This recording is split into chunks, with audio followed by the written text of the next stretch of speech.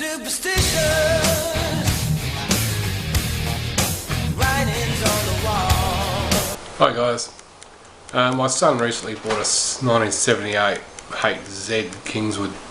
A couple of owners, immaculate condition, interior is immaculate apart from a crack on the dash, but original AM radio, mint, no rips on the seats, good carpet. But the dilemma is that he wanted to have something to listen to, like all young people. So the hassle was, didn't want to cut holes in the dash to put a new player in, or mount it under the dash, or mount it in the glove box or under the seat, because even if you do that, you still have to have speakers, and the partial shelf isn't cut, hasn't got any holes in it, and don't want to do it because the car is in such good condition. So we'll face the dilemma of what to do. So we've come up with the idea of the back seat boom box. Right, what we've done, we've constructed our own little boom box that's actually going to sit on the rear seat and run a cord to the cigarette lighter. Yeah, so we're using the Sony DSX A30, which is a FM digital media player, not a CD player, so it's just a radio, very thin. It's only, hang on, excuse me, so really it's only just on 4 inches deep. It's not a very deep unit, and the good thing about this is it's totally remote control, and in the front you open up the door and you have your auxiliary in and your USB in. Now what we're doing is we're using some JVC CS-ZX640 speakers, which are 6-inch 350 watt. So we constructed this box, and you think, well, hang on, you're going to have that on your back seat, isn't that a bit dangerous? Well, no, because what we'll have is, once the lid's on, it will have a handle so you can actually carry it. And the centre seat belt in your car will go through that, so in the event of something bad happening, it's secured on your seat. What we'll do is we'll just drill a hole in the front here, run a cord out, that'll run up to the cigarette lighter using a auxiliary cigarette lighter plug. So we've used marine ply, which is 1/2 inch marine ply that we had laying around from my son's other project from high school. It's been sitting in the shed for a while, and constructed this box. So it's hang on, get my tape measure out again. So the box is like 10.5 inches high.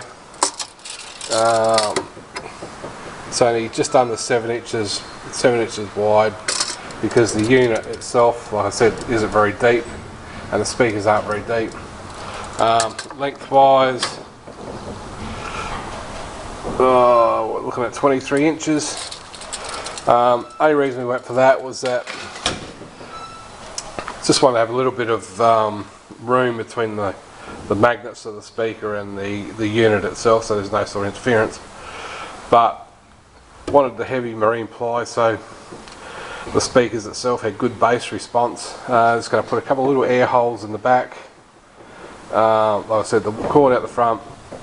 We've bought some insulation, come stuffing what they put in toys, that white fluffy stuff. So we're going to fill the box with the white fluffy stuff. Not up to the unit, because the unit might get a bit warm, but just around the speakers mainly, just to give it, deaden the sound a little bit inside. And then we're going to wrap the whole thing in black felt and glue it down. And the good thing about this is that it's only going to sit on the back seat, it's only plugged in the cigarette lighter. If have other people travelling in your car, you just unclip the seatbelt, unplug it from the lighter and put it in your boot.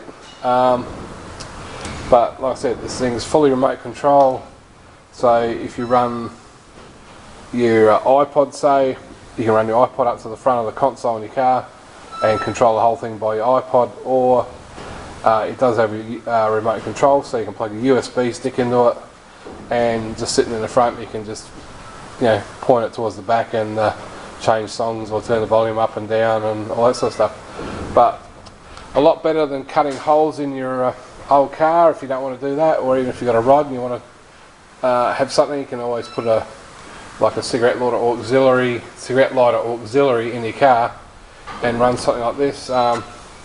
Even like for if you want to go on picnics, you can actually put this outside on the ground and have a few tunes going while you're having a bit of a picnic. So anyway, that's it. I'll show you when it's finished. Cheers. Okay, got all the wiring done, it's all soldered, heat shrinked, all ready to go in the box. So with a bit of contact adhesive and some felt. Now felted, makes sense. Done the 4 sides with felt. Just now have to trim out the holes for the speakers, and the player here, all the wiring's been done inside. Just need to plug it all in and wire a plug on the end and cut some felt for the sides and stick it on. So back later, see ya. Oh, that's all the felt done. Got the ends on. Okay, it's not a very professional job. There's a little bit of glue there, but not too bad for a first time ever coating something with felt on it. It's just a spider web there, so don't worry about that. Now just to cut the holes out and put some power up to it.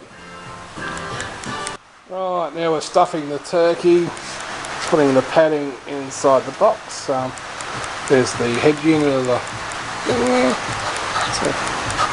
some insulation in here. Got some more insulation down. Excuse me.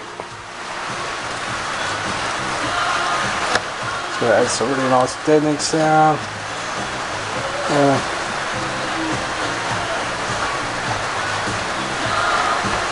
And there we go. Finished product. Oh, open her up and put your USB and your iPod.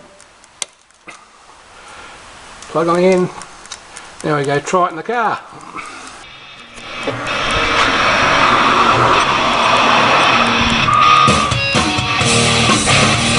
That's pretty good.